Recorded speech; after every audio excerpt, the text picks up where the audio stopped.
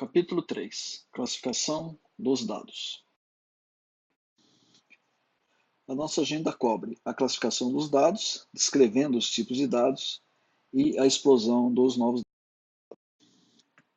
Classificação dos dados. Aplicações tradicionais de computadores utilizam dados estruturados, tabelas com linhas, colunas e campos bem definidos para o processamento.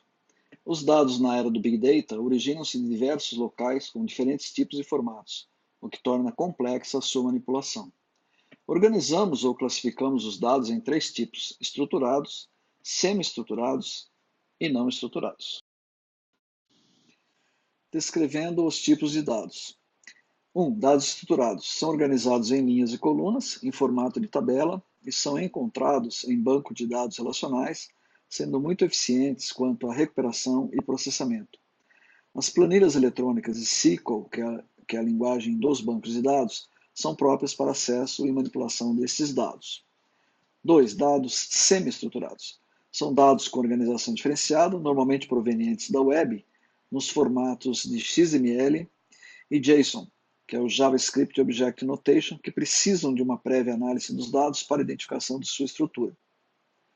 3. Dados não estruturados.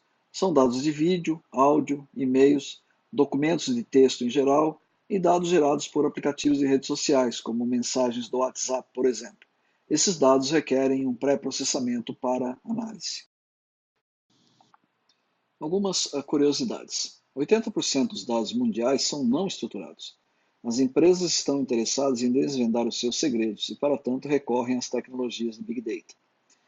Dados estruturados são armazenados em Data Warehouse, armazéns de dados, e têm elevado custo de manutenção. Com Big Data surgiu o conceito de Data Lake, ou lago de dados, que é um repositório para armazenamento de dados não estruturados, gerados nas empresas ou provenientes de alguma fonte externa, como as redes sociais, por exemplo. XML, Extensible Markup Language, é um formato de dado muito utilizado na web para formulários eletrônicos. JSON, JavaScript Notation Object, é um formato de dado utilizado quando se quer fazer troca de dados entre diferentes tipos de aplicações. A explosão dos novos dados. Big Data gera dados de diferentes tipos e formatos. Novas áreas, como as de análise de genoma, internet das coisas, pesquisa espacial, informação geográfica com satélites e a área de veículos autônomos, são responsáveis por um aumento significativo no volume de dados gerados para Big Data.